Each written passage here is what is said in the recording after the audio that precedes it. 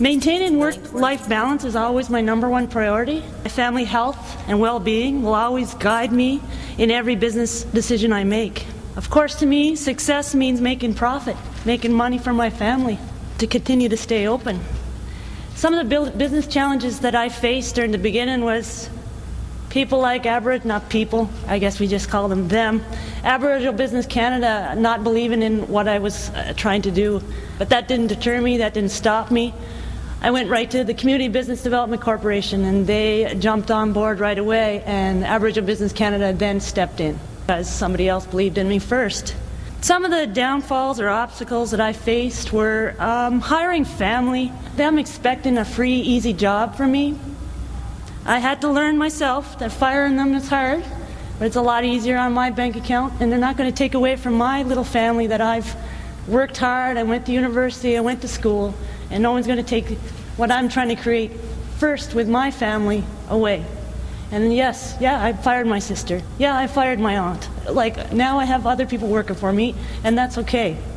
And now I'm still able to help them in other ways. I didn't want my business to be affected by trying to continue to keep them employed when they're not trying to keep my business going. They need to know it wasn't a band business.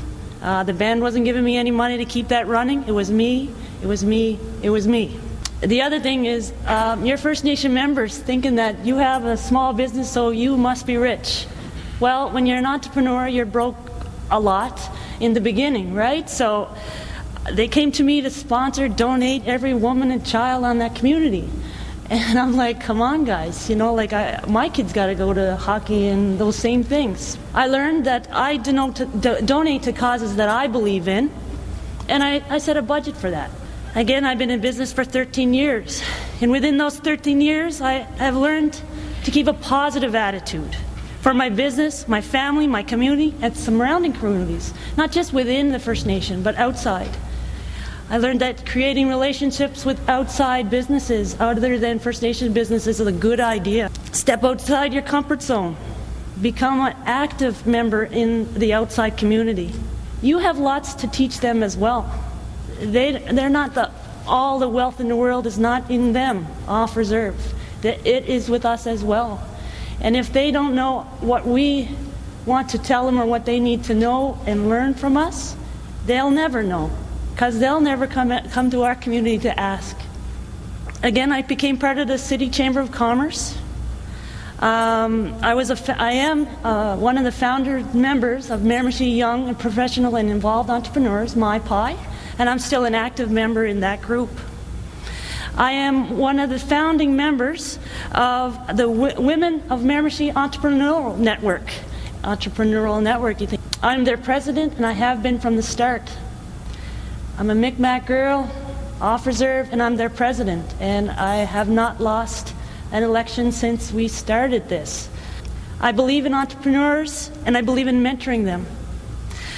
One of my most recent mentoring endeavors, I was approached by one of my local band members that was doing a personal fitness training with a unique twist.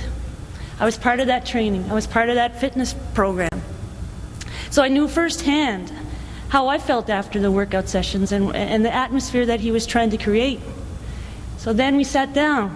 We began the process of the business planning in 2011. Eagle Athletic Performance Complex, The Pound, was born. And today is our 1-year anniversary. We started with 10 members and now we have 500.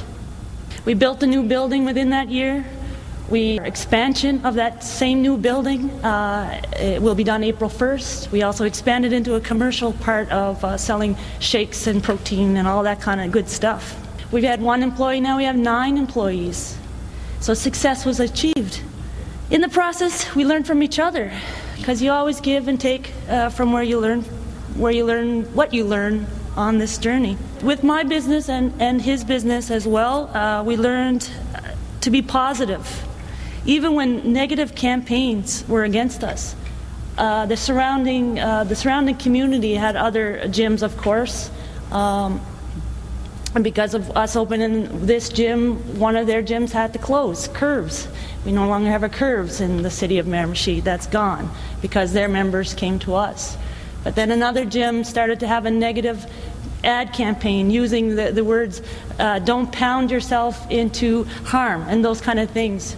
But Brad, in his wisdom, and I'm learning from him now, stays positive, guys. This isn't about them and how they think our gym is bad for them. Our gym is good for our members. Stay there. Be positive to our members and their health goals. So we stay within that kind of feeling. We learned that having a family spirit in the gym for staff and members has had a positive effect on everyone. When you walk into the Miramichi, any store, and don't go in the grocery store and buy any chocolate or anything like that, you will be caught by one of the Pound family. They'll catch you. You don't even know them because they're not sweaty and looking so bad, because they're all dressed up. They'll catch you in those bread aisles and the bad places you shouldn't be eating. They catch you there. And it's that Pound family and that Pound feeling that we give to each other and we support each other is really an outstanding feeling. We also learned to give back to charities in a very big way, and it's through fitness that we achieve these. We have fitness events every month that we give to SPCA for our res dogs to leave the community and have a bed in town. Yeah, we do that because it's a pound for pound kind of thing. By sharing what I knew in my business, in my small business, I gave something that even grew bigger than my own business. I gave that knowledge that I had of starting a business to someone else. And as entrepreneurs and as First Nation people, if we don't share what we know to another Aboriginal, who's going to? Is it a consultant that comes in and we have to pay him a lot of money to give information that you have as a business owner? Is that where we're going with this? We should always be helping ourselves to achieve the next great thing. That's it.